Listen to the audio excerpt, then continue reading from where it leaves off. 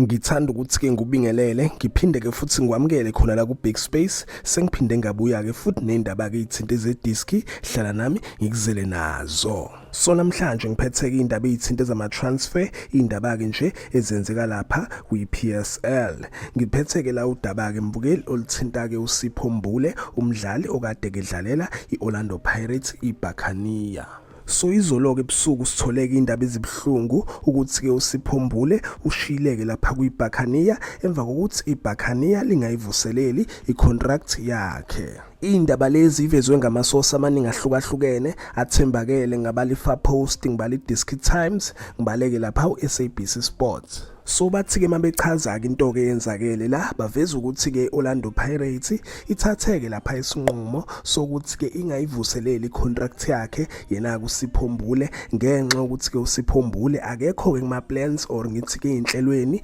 zakhe ku coach yena kuWadu. So injalo ke mbukeli indaba ke lezi zibhlungu especially if umlandeli wakhe kuSipho Mbule kodwa ke if umuntu onothisa ke izinto ngayo ke lapha i-second half yayo ke season uSipho Mbule ebengasayitholi game time kulona ke iBuccaneers benginestory ke iningi beyivela kuvela khona ukuthi ke uinjury kodwa ke futhi besimbona ke trainer lapha neqembu like beziningi nje istory abanye ke bekhuluma khona ukuthi ke ibehavior kodwa ke zonke lezo indaba zo behavior nani benga confirm.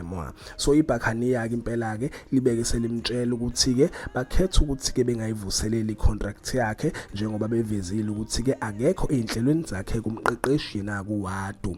And Orlando Pirates njengamanje ilungiselela iCAF Champions League for isizini ezayo. Already kunama midfield okuvelayo ukuthi ke sibe wasayinile njengaye ke lapha uMthiyane wasoka Stellenbosch. Akekho ke einhlelweni zakhe na ku coach uWadu naye kuWadu lo okuvela ukuthi ke ngenzeka futhi eshiyeke naye kuyona Orlando Pirates. Imedia ke nje ikhuluma ke izinto ke eziningi inoconfuse ukuthi ke yena kuSipho Mbule njengoba kuvela ukuthi ke akekho inhlelweni zakhe kumqeqeshi yena ke lo mqeqeshi futhi okuphinde kuvela ukuthi ke kungenzeka ke lishiya iBuccaneers kunamaqembu kamfunayo akhona ke lapha eNorth Africa. So vela nje izinto ke eziningi kodwa ke makukhona ke mbukelo okuvelayo and okuconfirmiwe ngiyobuya ngiupdate ekutshela ukuthi kahlahle kwenzakalani lindela ini. Uyazi ke mina ngihlezi ngikhona for wena izoke indaba ade ngiphathele zona lezi 18 yena kuSipho Mbule ake ngithi ke nje danke ngiyazibongela.